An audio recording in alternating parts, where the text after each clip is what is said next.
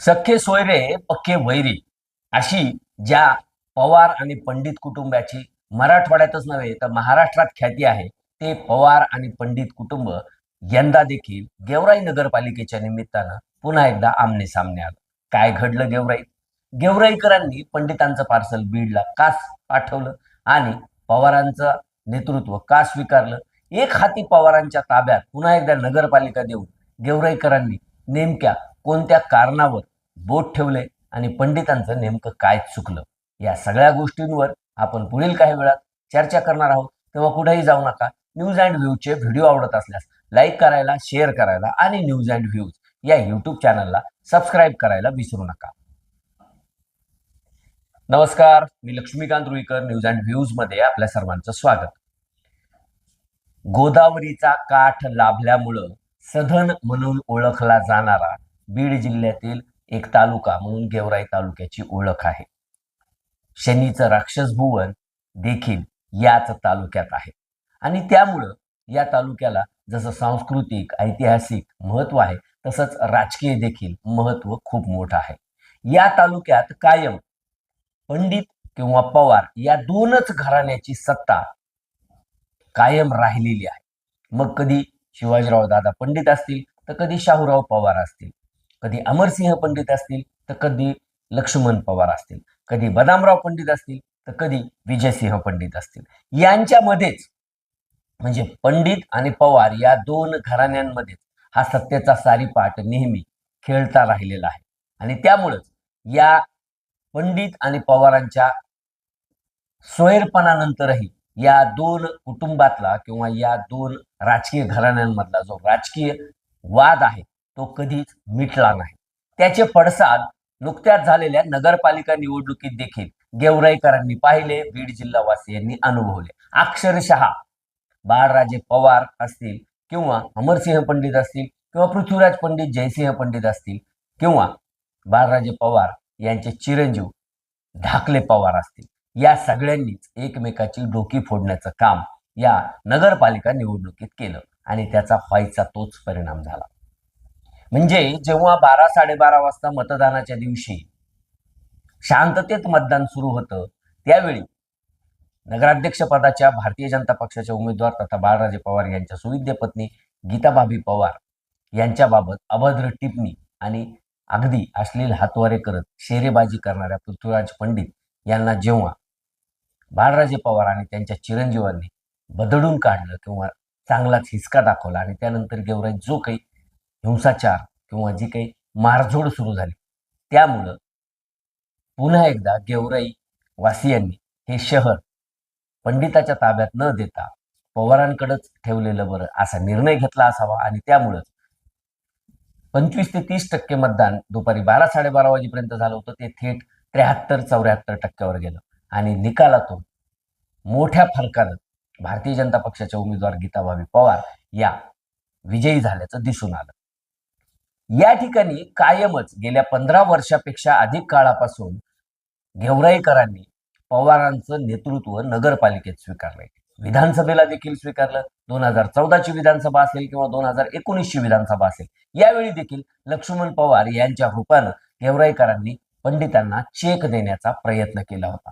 2024ला जर का लक्ष्मण पवारांनी माती खाल्ली नसती आणि आपल्याला निवडणूकच लढवायची नाही असा जर का निर्णय जाहीर केला नसता तर ते तिसऱ्या टर्मला देखील आमदार झाले असते.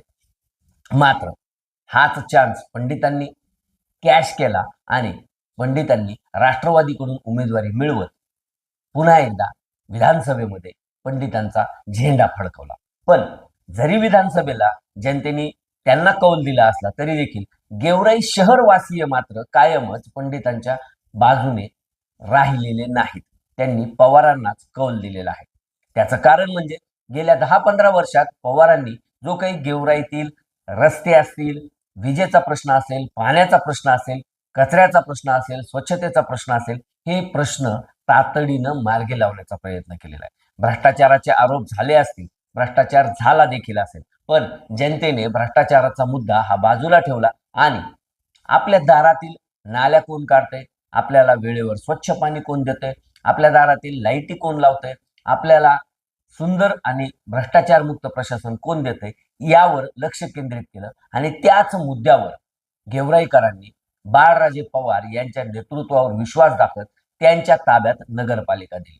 बाळराजे पवार हे गेल्या 20 वर्षापेक्षा अधिक काळापासून जेलमध्ये होते. त्यांच्यावर जो खुनाचा आरोप होता त्या प्रकरणामध्ये त्यांना जन्मठेपेची शिक्षा झाली होती. ते जेलमध्ये असताना देखील त्यांची इमेज ही खूप क्लीन होती. त्यांच्याबद्दल अतिशय आदरानं बोललं जायचं. ते जेव्हा केव्हा गेवराईला यायचे तेव्हा त्यांच्या भेटीसाठी चांगले चांगले मोठमोठे लोक हे आलेले दिसायचे आणि त्यामुळे ते जेलमध्ये असताना देखील जर का नगरपालिका त्यांच्या ताब्यात राहते तर ते यंदा बाहेर होते. त्यांची शिक्षा पूर्ण झाल्यामुळे ते आता मुक्त झालेले आहे आणि अशा वातावरणात जर का बाळराजे पवार स्वतः रस्त्यावर फिरणार असतील, लोकांचा प्रश्न जाणून घेणारा माणूस, लोकांशी सौहार्दपूर्ण बोलणारा माणूस, लोकांना आपला वाटणारा माणूस, अशी इमेज बाळराजे पवारांची आहे. तर दुसरीकडे पंडितांना आपली इमेज गेवराईकरांच्या मनात कधीच चांगली ठेवता आली नाही किंवा निर्माण करता आली नाही. पंडित देखील चांगले आहेत. पंडितांनी देखील कारभार चांगला केला असेल. पंचायत समितीच्या माध्यमातून अनेक योजना त्यांनी राबवल्या असतील. पण गेवराई शहरवासियांना कायमच पंडितांचा काटा चिमटा वाटत राहिलेला आहे आणि त्याचाच फायदा हा पवारांना झाला आणि त्यामध्ये दुधात साखर पडल्याची घटना जी घडली की बदामराव पंडित जे माजी मंत्री आहेत त्यांनी देखील भारतीय जनता पक्षात पंकजा मुंडे यांच्या नेतृत्वाखाली प्रवेश केला आणि पंडित आणि पवार या दोघांच्या जोडीनं अमरसिंह पंडित असतील किंवा विजयसिंह पंडित असतील यांची धूळधाण उडवली. नाही म्हणायला एक झालं की मागच्या नगरपालिकेमध्ये केवळ एकच नगरसेवक हा अमरसिंह पंडित किंवा विजयसिंह पंडित गटाचा होता. यावेळी 3 नगरसेवकांची संख्या 4 वर गेलेली आहे. म्हणजे प्रगतीचा आलेख वाढतो आहे. यात पंडितांनी समाधान मानायला हरकत नाही. पण यापुढे जर का गेवराईकरांच्या मनामध्ये घर करायचं असेल तर पंडितांना बीडपेक्षाही गेवराईवर लक्ष द्यावं लागेल. ते कृष्णाईवर बसून ग्रामीण भाग जसा इंटॅक्ट ठेवण्याचा किंवा ग्रामीण भाग हा जोडून ठेवण्याचा, ग्रामीण भागातील माणसाचे प्रश्न सोडवण्याचा ज्या पद्धतीनं प्रयत्न करतात ना त्याच पद्धतीनं त्यांना यापुढे नगरपालिकेच्या माध्यमातून शहरवासियांच्या प्रश्नावर देखील लक्ष केंद्रित करावं लागणार आहे. शहरामधील जे काही छोटे छोटे प्रश्न असतील, जे काही व्यापारी बांधवांचे प्रश्न असतील, सर्वसामान्य माणसांचे प्रश्न असतील ते सोडवण्यासाठी त्यांच्या दारापर्यंत जावं लागेल. जर का पंडित अपेक्षा करणार असतील की लोकांनी कृष्णाईवर येऊन किंवा बीडला शिवछत्राला येऊन आमच्या दारात उभा राहून आम्हाला प्रश्न सांगावे आणि त्यानंतर आम्ही ते प्रश्न सोडवण्यासाठी प्रयत्न करू, तर तो जमाना गेलेला आहे. हे पंडितांनी आता लक्षात घेतलं पाहिजे. बाळराजे पवार असतील, लक्ष्मण पवार असतील किंवा त्यांची नगरपालिकेमध्ये काम पाहणारी टीम असेल, ही लोकांच्या 24 तास कामासाठी अवेलेबल आहे. इझी ऍक्सेस जो आहे ना तो पंडितांपेक्षा पवारांचा जास्त आहे आणि त्याचाच फायदा हा पवारांना झाल्याचं या नगरपालिका निवडणुकीत दिसून आलं. नाही म्हणायला 4 नगरसेवक जे पंडितांचे निवडून आलेले आहेत त्या माध्यमातून त्यांनी समोरच्याची अडवणूक करणं किंवा समोरच्याच्या अंगावर जाण्यापेक्षा सकारात्मक जर का राजकारण केलं आणि लोकांचे प्रश्न सोडवण्यासाठी लोकांमध्ये जाण्याचा प्रयत्न केला तर निश्चितपणे 5 वर्षानंतर का होईना त्यांना यापेक्षा अधिक चांगलं यश मिळू शकेल असं वाटतंय.